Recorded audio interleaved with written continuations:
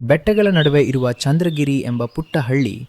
ಇಲ್ಲಿ ಜನರು ಪ್ರೀತಿ ಮತ್ತು ನಂಬಿಕೆಯಿಂದ ಬದುಕುತ್ತಿದ್ದರು. ಆದರೆ ಈ ಹಳ್ಳಿಯ ದೊಡ್ಡ ರಹಸ್ಯ ಒಂದೇ. ಹಳ್ಳಿಯ ಹೊರವಲಯದಲ್ಲಿದ್ದ ಒಂದು ವಿಚಿತ್ರ ಮಾವಿನ ಮರ. ಆ ಊರಿನಲ್ಲಿ ಇಬ್ಬರು ಅಜ್ಜಿ ಮೊಮ್ಮಗ ವಾಸಿಸುತ್ತಿದ್ದರು.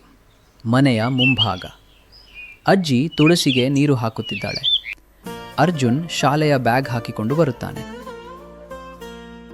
ಅಜ್ಜಿ, ನಾನು ಶಾಲೆಗೆ ಹೋಗ್ತೀನಿ. ತಡಿ ಮಗ, ಮೊದಲು ಹಾಲು ಕುಡಿ. ಅರ್ಜುನ್ ಹಾಲು ಕುಡಿಯುತ್ತಾನೆ. ಅಜ್ಜಿ, ಹಳ್ಳಿಯ ಹೊರಗಡೆ ಇರುವ ದೊಡ್ಡ ಮಾವಿನ ಮರದ ಬಗ್ಗೆ ಎಲ್ಲರೂ ಯಾಕೆ ಮಾತನಾಡ್ತಾರೆ? ಅದು ಸಾಮಾನ್ಯ ಮರ ಅಲ್ಲ ಕಂದ, ಅದು ಮಾತನಾಡುವ ಮಾವಿನ ಮರ. ಏನು, ಮರ ಮಾತಾಡ್ತದಾ? ಹೌದು, ಆದ್ರೆ ಎಲ್ಲರ ಜೊತೆ ಅಲ್ಲ. ಹಾಗಾದ್ರೆ ಯಾರ ಜೊತೆ ಮಾತನಾಡ್ತದೆ ಅಜ್ಜಿ? ಒಳ್ಳೆ ಹೃದಯ ಇರುವ ಮಕ್ಕಳ ಜೊತೆ ಮಾತ್ರ ಮಾತನಾಡುತ್ತವೆ. ನಿಜಾನಾ ಅಜ್ಜಿ? ನಂಬಿಕೆ ಇದ್ದರೆ ಎಲ್ಲವೂ ಸಾಧ್ಯ ಕಂದ. ಅರ್ಜುನ್ ಶಾಲೆಗೆ ಹೋಗುತ್ತಿದ್ದಾನೆ. ಒಬ್ಬ ವೃದ್ಧ ರಸ್ತೆ ದಾಟಲು ಕಷ್ಟಪಡುತ್ತಿದ್ದಾನೆ. ಮಗನೇ, ಸ್ವಲ್ಪ ಕೈ ಹಿಡಿದು ರಸ್ತೆ ದಾಟಿಸ್ತೀಯಾ? ಖಂಡಿತ ದಾಟಿಸ್ತೀನಿ ತಾತ. ಅವನು ವೃದ್ಧನನ್ನು ಸುರಕ್ಷಿತವಾಗಿ ರಸ್ತೆ ದಾಟಿಸುತ್ತಾನೆ.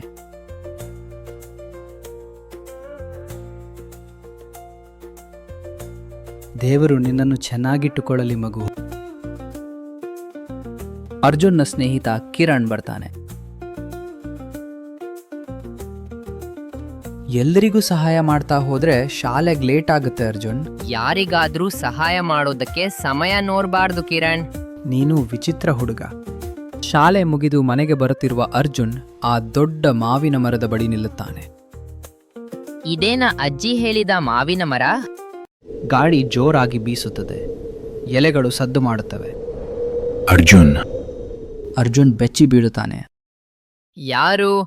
ಯಾರು ನನ್ನನ್ನು ಕರೆದಿದ್ದು? ನಾನು. ಯಾರ್ ನೀನು? ಮುಂದೆ ಬಾ. ನಾನು ಮುಂದೆ ಬರ್ಲಾರೆ, ಯಾಕೆಂದ್ರೆ ನಾನು ನಿನ್ನ ಮುಂದೆ ನಿಂತಿದ್ದೇನೆ. ಅಯ್ಯೋ, ನೀನೇ ಮಾತಾಡ್ತಿದ್ದೀಯಾ? ಹೌದು ಅರ್ಜುನ್, ಇದು ಹೇಗೆ ಸಾಧ್ಯ? ನಾನು 100 ವರ್ಷಗಳ ಹಳೆಯ ಮಾವಿನ ಮರ. ಪ್ರಕೃತಿಯ ಆಶೀರ್ವಾದದಿಂದ ಒಳ್ಳೆಯ ಮಕ್ಕಳ ಜೊತೆ ಮಾತನಾಡುವ ಶಕ್ತಿ ನನಗಿದೆ. ನನ್ನ ಜೊತೆ ಯಾಕೆ ಮಾತಾಡ್ತಿದ್ದೀಯಾ? ಇಂದು ನೀನು ವೃದ್ಧರಿಗೆ ಮಾಡಿದ ಸಹಾಯವನ್ನು ನಾನು ನೋಡಿದೆ. ಅರ್ಜುನ್, ನಿನ್ನ ಹೃದಯ ನಿಜವಾಗಿಯೂ ಒಳ್ಳೆಯದಾ ಎಂದು ನಾನು ಪರೀಕ್ಷಿಸಬೇಕು. ಹೇಗೆ ಪರೀಕ್ಷಿಸ್ತೀಯಾ?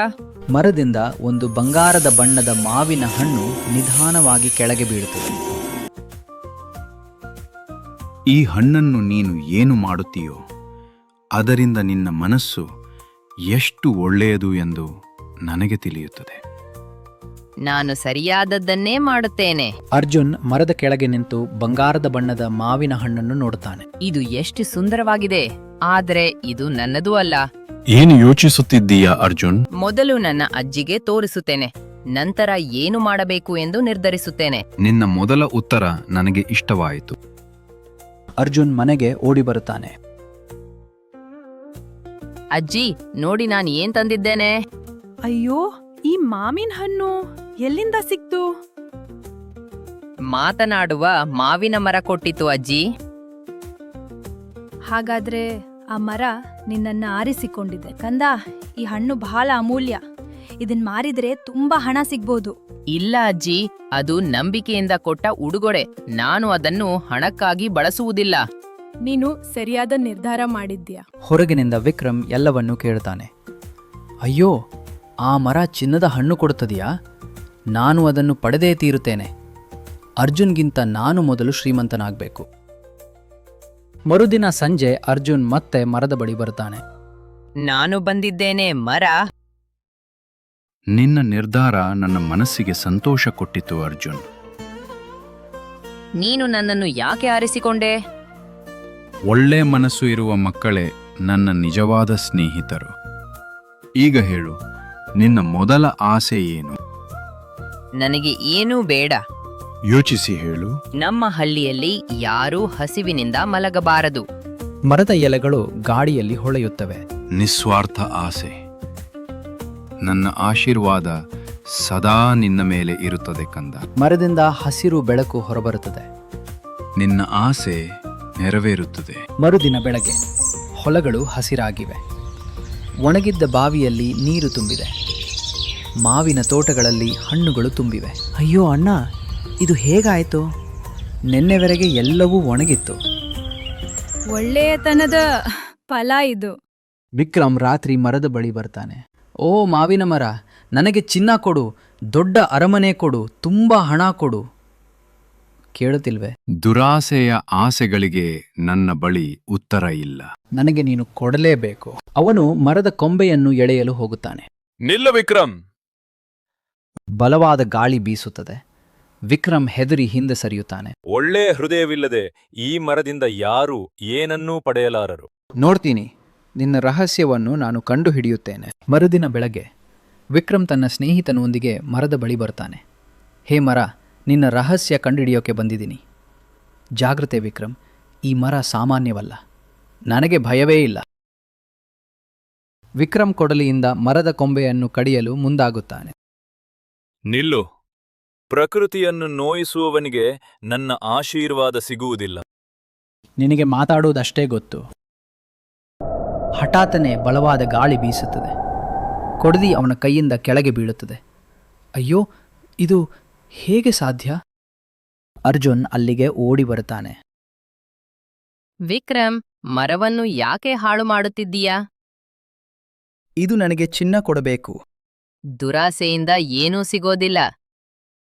ನೀನು ಸುಮ್ಮನಿರು. ವಿಕ್ರಮ್ ಕೋಪದಿಂದ ಹೊರಟು ಹೋಗುತ್ತಾನೆ. ಅರ್ಜುನ್, ಹೇಳು ಮರವೇ. ನಿನಗೆ ಇನ್ನೊಂದು ಪರೀಕ್ಷೆ ಇದೆ. ಯಾವ ಪರೀಕ್ಷೆ? ಒಂದು ಪುಟ್ಟ ಪಕ್ಷಿ ಮರದಿಂದ ಕೆಳಗೆ ಬಿದ್ದು ಗಾಯಗೊಂಡಿರುತ್ತದೆ. ಅಯ್ಯೋ, ಇದಕ್ಕೆ ಗಾಯವಾಗಿದೆ. ನೀನು ತಡವಾದ್ರೆ ಇದು ಬದುಕುವುದಿಲ್ಲ. ಅರ್ಜುನ್ ಗುಬ್ಬಚ್ಚಿಯನ್ನು ಎತ್ತಿಕೊಂಡು ಮನೆಗೆ ಓಡುತ್ತಾನೆ. ಅಜ್ಜಿ ಗಾಯಕ್ಕೆ ಔಷಧ ಹಚ್ತಾಳೆ. ಬಹಳ ಚೆನ್ನಾಗಿದೆ ಮಗ. ಒಂದು ಜೀವ ಉಳಿಸೋದು ದೊಡ್ಡ ಪುಣ್ಯ. ಇದು ಬೇಗ ಗುಣವಾಗ್ಲಿ ಅಜ್ಜಿ. 2 ದಿನಗಳ ನಂತರ ಪಕ್ಷಿ ಮತ್ತೆ ಹಾರುತ್ತದೆ. ಹೋಗು, ಸಂತೋಷವಾಗಿ ಬದುಕು. ಗುಬ್ಬಚ್ಚಿ ಹಾರಿ ಹೋಗಿ ಮತ್ತೆ ಮಾವಿನ ಮರದ ಮೇಲೆ ಕುಳಿತುಕೊಳ್ಳುತ್ತದೆ. ನೀನು ಪರೀಕ್ಷೆಯಲ್ಲಿ ಗೆದ್ದೆ. ಮರದಿಂದ ಒಂದು ಹೊಡೆಯುವ ಮಾವಿನ ಹಣ್ಣು ಕೆಳಗೆ ಬೀಳುತ್ತದೆ. ಈ ಹಣ್ಣನ್ನು ತಿನ್ನಬೇಡ. ಹಾಗಾದರೆ ನಾಳೆ ಹಳ್ಳಿಯ ಸಭೆಯಲ್ಲಿ ಇದನ್ನು ಎಲ್ಲರ ಮುಂದೆ ಒಡೆ. ಗ್ರಾಮಸ್ಥರೆಲ್ಲ ಸೇರಿದ್ದಾರೆ. ಅರ್ಜುನ್, ನಿನ್ನ ಕೈಯಲ್ಲಿರುವ ಹಣ್ಣು ಏನು? ಮಾತನಾಡುವ ಮಾವಿನ ಮರ ಕೊಟ್ಟ ಉಡುಗೊರೆ. ಸುಳ್ಳು ಹೇಳಬೇಡ. ಅರ್ಜುನ್ ಹಣ್ಣನ್ನು ನಿಧಾನವಾಗಿ ಒಡೆಯುತ್ತಾನೆ. ಹಣ್ಣಿನೊಳಗಿಂದ 100 ವಿವಿಧ ಮರಗಳ ಬೀಜಗಳು ಹೊಳೆಯುತ್ತಾ ಹೊರಬರುತ್ತವೆ. ಅಯ್ಯೋ, ಇಷ್ಟು ಬೀಜಗಳಾ? ಈ ಬೀಜಗಳನ್ನು ನೆಟ್ರೆ ನಿಮ್ಮ ಹಳ್ಳಿ ಯಾವತ್ತೂ ಹಸಿರಾಗಿರುತ್ತದೆ. ಅರ್ಜುನ್ಗೆ ಜಯ, ಪ್ರಕೃತಿಗೆ ಜಯ. ವಿಕ್ರಮ್ ಆಶ್ಚರ್ಯದಿಂದ ಅರ್ಜುನ್ನತ್ತ ನೋಡ್ತಾನೆ. ಅವನ ಮನಸ್ಸಿನಲ್ಲಿ ಮೊದಲ ಬಾರಿಗೆ ಪಶ್ಚಾತ್ತಾಪ ಮೂಡುತ್ತದೆ. ರಾತ್ರಿ ವಿಕ್ರಮ್ ಒಬ್ಬನೇ ಮರದ ಬಳಿ ಬರ್ತಾನೆ. ಅವನ ಮುಖದಲ್ಲಿ ದುಃಖ. ಮರವೇ, ನಾನು ತಪ್ಪು ಮಾಡಿದೆ. ನಿನ್ನ ಮಾತಿನಲ್ಲಿ ಪಶ್ಚಾತ್ತಾಪ ಇದೆ, ಆದರೆ ನಿನ್ನ ಮನಸ್ಸು ನಿಜವಾಗಿಯೂ ಬದಲಾಗಿದೆ. ನನಗೆ ಒಂದು ಅವಕಾಶ ಕೊಡು. ನಾಳೆ ಬೆಳಗ್ಗೆ ಹಳ್ಳಿಯ ಕೆರೆಯ ಬಳಿಗೆ ಹೋಗು. ಅಲ್ಲಿ ಏನ್ ಮಾಡಬೇಕು? ಯಾರಿಗೂ ಹೇಳ್ದೆ ಒಳ್ಳೆ ಕೆಲಸ ಮಾಡು. ಸರಿ, ನಾನು ಪ್ರಯತ್ನಿಸುತ್ತೇನೆ. ಬೆಳಗ್ಗೆ ಕೆರೆ ಸುತ್ತ ಕಸ ಬಿದ್ದಿದೆ. ಇಷ್ಟೊಂದು ಕಸಾನ. ಅವನು ಒಬ್ಬನೇ ಕಸವನ್ನು ಸ್ವಚ್ಛಗೊಳಿಸಲು ಆರಂಭಿಸುತ್ತಾನೆ. ಅರ್ಜುನ್ ದೂರದಿಂದ ನೋಡುತ್ತಾನೆ. ವಿಕ್ರಮ್, ನೀನೇ ಇದನ್ನೆಲ್ಲ ಮಾಡ್ತಿದ್ದೀಯಾ? ಹೌದು, ನಾನೇ ಮಾಡ್ತಿದ್ದೀನಿ ಅರ್ಜುನ್. ನಮ್ಮ ಹಳ್ಳಿ ಸ್ವಚ್ಛವಾಗಿರಬೇಕು. ನಾನೂ ಸಹಾಯ ಮಾಡ್ತೇನೆ. ಇಬ್ಬರೂ ಸೇರಿ ಕೆರೆಯನ್ನು ಸ್ವಚ್ಛಗೊಳಿಸುತ್ತಾರೆ. ಅರ್ಜುನ್, ನನ್ನನ್ನು ಕ್ಷಮಿಸು. ಒಳ್ಳೆಯದಾಗಿ ಬದಲಾಗುವುದು ದೊಡ್ಡ ಗೆಲುವು. ಸಂಜೆ ಇಬ್ಬರು ಮರದ ಬಳಿ ಬರುತ್ತಾರೆ. ಇಂದು ನನ್ನ ಎಲೆಗಳು ಸಂತೋಷದಿಂದ ನಗುತ್ತಿವೆ. ನಾನು ನಿಜವಾಗಿಯೂ ಬದಲಾಗಿದ್ದೇನೆ. ಒಳ್ಳೆಯ ಹೃದಯಕ್ಕೆ ಯಾವಾಗಲೂ ಹೊಸ ಆರಂಭ ಇರ್ತದೆ. ಬಲವಾದ ಗಾಳಿ ಬೀಸುತ್ತದೆ. ಕಪ್ಪು ಮೋಡಗಳು ಕವಿಯುತ್ತವೆ. ಈ ಗಾಳಿ ಏನೋ ವಿಚಿತ್ರವಾಗಿದೆ. ಒಂದು ಮಿಂಚು ಮರದ ಹತ್ತಿರ ಬೀಳುತ್ತದೆ. ಅಯ್ಯೋ, ಮಾವಿನ ಮರಕ್ಕೆ ಅಪಾಯ! ಅರ್ಜುನ್, ವಿಕ್ರಮ್, ನನ್ನ ಸಮಯ ಮುಗಿಯುತ್ತಿದೆ. ಹೀಗೆ ಹೇಳ್ಬೇಡ. ನಾನು ಶಾಶ್ವತವಾಗಿ ಬದುಕಲು ಸಾಧ್ಯವಿಲ್ಲ. ನನ್ನ ಜೀವನದ ಶಕ್ತಿ ಒಂದು ಬೀಜದಲ್ಲಿ ಅಡಗಿದೆ. ಮರದಿಂದ ಹೊಳೆಯುವ ಒಂದು ವಿಶೇಷ ಬೀಜ ಕೆಳಗೆ ಬೀಳುತ್ತದೆ. ಈ ಬೀಜವನ್ನು ಪ್ರೀತಿಯಿಂದ ನೆಟ್ಟು ಬೆಳೆಸಿದರೆ ಒಳ್ಳೆಯತನದ ಬೆಳಕು ಈ ಹಳ್ಳಿಯಲ್ಲಿ ಎಂದಿಗೂ ಆರದು. ನಾವು ಇದನ್ನು ಕಾಪಾಡುತ್ತೇವೆ. ನಾನೂ ಅರ್ಜುನ್ ಜೊತೆ ಸೇರಿ ಈ ಬೀಜವನ್ನು ಬೆಳೆಸುತ್ತೇನೆ. ಇದು ನಮ್ಮಿಬ್ಬರ ಜವಾಬ್ದಾರಿ. ಅದೇ ನನಗೆ ಬೇಕಾಗಿದ್ದ ಉತ್ತರ. ನನ್ನ ಆಶೀರ್ವಾದ ಸದಾ ನಿಮ್ಮ ಮೇಲೆ ಇರುತ್ತದೆ. ನಾ ಇನ್ನು ಹೊರಡುತ್ತೇನೆ. ಹಳ್ಳಿಯ ಜನರೆಲ್ಲ ಸೇರಿ ಆ ವಿಶೇಷ ಬೀಜವನ್ನು ನೆಡುತ್ತಾರೆ.